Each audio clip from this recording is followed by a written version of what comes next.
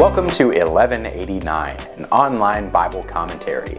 My name is Tyler Marston, and today we're taking a look at Exodus chapter 26. God has made an agreement with the children of Israel. He will be their God, and He will live among them if they follow Him and worship Him. And if He's going to live among them, then He's going to need a house. The last chapter saw some of the furniture for the tabernacle being built, and this chapter shows the instructions on how to build the tabernacle itself. It's a temple tent that will house God's presence while Moses and the people live in the wilderness. Moreover, you shall make the tabernacle with 10 curtains of fine twisted linen and blue and purple and scarlet material. You shall make them with cherubim, the work of a skillful workman. The length of each curtain shall be 28 cubits, and the width of each curtain 4 cubits. All the curtains shall have the same measurements. 5 curtains shall be joined to one another, and the other 5 curtains shall be joined to one another. You shall make loops of blue on the edge of the outermost curtain in the first set, and likewise you shall make them on the edge of the curtain that is outermost in the second set. You shall make 50 loops in the one curtain, and you shall make 50 loops on the edge of the curtain that is in the second set. The loops shall be opposite each other, and you shall make 50 clasps of gold, and join the curtains to one another with the clasps, so that the tabernacle will be a unit. The first step involved in making the tabernacle was stitching together these linen curtains that were dyed blue and purple and red. These are going to end up covering the top of the tabernacle and kind of being used as a ceiling that's going to be visible from the inside. That's why it's so brightly colored and professional and intricate. It even says that designs of cherubim are stitched into the linen, right? And that was to remind anyone who came in and looked up that they were in God's presence, right? They were in God's house. And like we'll see with many other parts of the tabernacle, these curtains are made in sections and then stitched and looped together. This was for the practical reason that they could be portable when the Israelites traveled in the wilderness, but it also showed and reinforced the themes of unity among God and His people. Then you shall make curtains of goat's hair for a tent over the tabernacle. You shall make 11 curtains in all. The length of each curtain shall be 30 cubits, and the width of each curtain 4 cubits.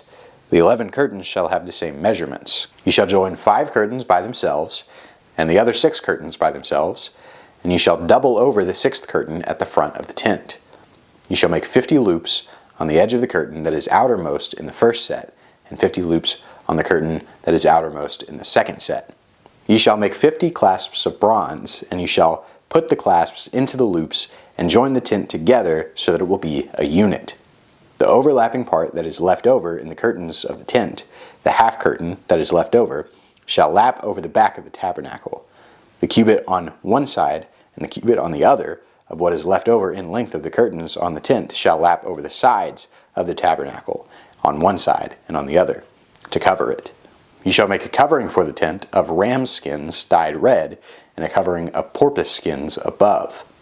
So on top of those linen curtains, there were also curtains made of goat skins. And similarly, they were cut up into pieces and stitched back together for easy transportation. Now, the goat skins would add durability and weatherproofing to the tabernacle. And they'd be tied as one layer of the roof on top of that linen curtain ceiling. But these skins are also going to hang over the sides and enclose the tabernacle to create a tent. Now, the roof has some additional layers made up of some materials that we don't exactly know. Some of the words in this verse are obscure even by ancient Hebrew standards. On top of the goat skins, there would be a layer of ram skins, which would either be dyed red or tanned, depending on how literally you took the verb made red. And then on top of that, there was the outermost roofing layer, which was also made of some sort of skin. I'm reading from the NASB, and it's translated here as porpoise skins. Other translations include skins of seals or sea cows. But the translations vary here all across the board. Some are more agnostic and just say it was a fine leather. Some say it's a special kind of leather that was dyed a certain color. And the Old King James says that it was skins of badgers. Regardless of what it actually looked like, the main point is that it was exotic and luxurious and special. God's tent deserved to be the best, so the best materials were used in its construction. Then you shall make the boards for the tabernacle of acacia wood, standing upright. 10 cubits shall be the length of each board, and 1.5 cubits the width of each board. There shall be 2 tenons for each board, fitted to one another. Thus you shall do for all the boards of the tabernacle. You shall make the boards for the tabernacle, 20 boards for the south side. You shall make 40 sockets of silver under the 20 boards, 2 sockets under one board for its 2 tenons, and 2 sockets under another board for its 2 tenons. And for the second side of the tabernacle, on the north side, 20 boards, and their 40 sockets of silver, 2 sockets under one board and 2 sockets under another board. For the rear of the tabernacle to the west, ye shall make 6 boards. You shall make 2 boards for the corners of the tabernacle at the rear. They shall be double beneath, and together they shall be complete to its top to the first ring. Thus it shall be with both of them. They shall form the 2 corners. There shall be 8 boards with their sockets of silver, 16 sockets, 2 sockets under one board and 2 sockets under another board. So supporting the roof of the tabernacle is going to be the series of wooden boards that's arrayed to create a rectangle. And all the boards would be anchored in place by some silver sockets that were planted into the ground. Special boards and sockets were made for the corners. But you might notice that it wasn't a closed rectangle.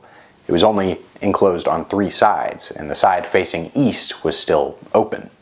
Then you shall make bars of acacia wood, 5 for the boards of one side of the tabernacle, and 5 bars for the boards of the other side of the tabernacle, and 5 bars for the boards of the side of the tabernacle for the rear side to the west. The middle bar in the center of the boards shall pass through from end to end. You shall overlay the boards with gold, and make their rings of gold as holders for the bars. You shall overlay the bars with gold. Then you shall erect the tabernacle according to its plan which you have been shown in the mountain. These boards get further skeletal support with 5 bars that are running down the length of it that are also made of wood and overlaid in gold. The rings holding the bars in place would also be made of gold, and the boards themselves would also be overlaid in gold. Now, the reason all these details are so specific is because God wants Moses and the Israelites to follow them to the letter. All architectural instructions need to be precise and followed through on, or else everything collapses. Likewise, the covenant of God's laws that He has given to the people from Mount Sinai should also be followed to the letter, or else there will be a similar moral and spiritual collapse among the people of Israel. And so in this way, the tabernacle reflects a physical manifestation of the commitment to follow God's instructions. You shall make a veil of blue and purple and scarlet material and fine twisted linen, and it shall be made with cherubim, the work of a skillful workman. You shall hang it on 4 pillars of acacia overlaid with gold, their hooks also being of gold, on 4 sockets of silver. You shall hang up the veil under the clasps, and shall bring in the ark of the testimony there within the veil. And the veil shall serve for you as a partition between the holy place and the holy of holies. You shall put the mercy seat on the ark of the testimony in the holy of holies. You shall set the table outside the veil, and the lampstand opposite the table on the side of the tabernacle toward the south, and you shall put the table on the north side.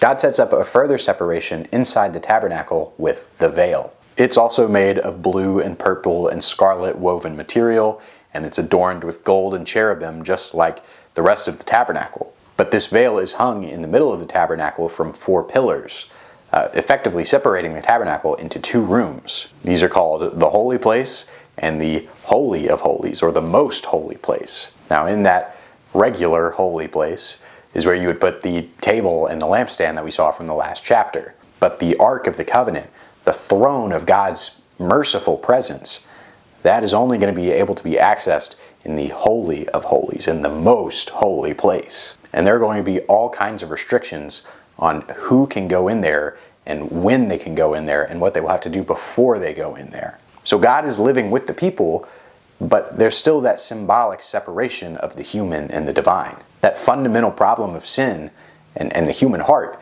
still hasn't been fixed. And so as a result, there's still a limitation on where God can be and where humans are allowed to be. All of that separation is represented by that veil. And that is the veil that in the temple will be ripped from top to bottom when Jesus dies on the cross and rises from the dead. You shall make a screen for the doorway of the tent, of blue and purple and scarlet material, and fine twisted linen, the work of a weaver. You shall make 5 pillars of acacia for the screen and overlay them with gold, their hooks also being of gold, and you shall cast 5 sockets of bronze for them.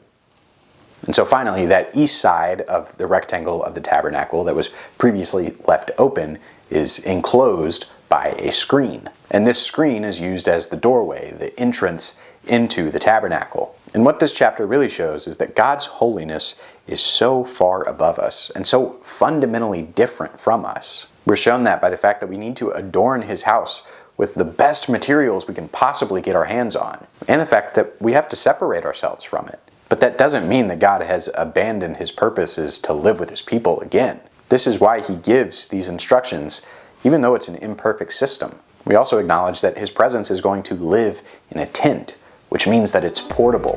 Wherever the Israelites care to bring Him, God is going to follow and bless them and provide for them, so long as they're committed to the covenant. And the same is true for us today, because God's Spirit doesn't just live in a tabernacle anymore. It lives inside each and every one of us who believes in Him and in the work of Jesus Christ.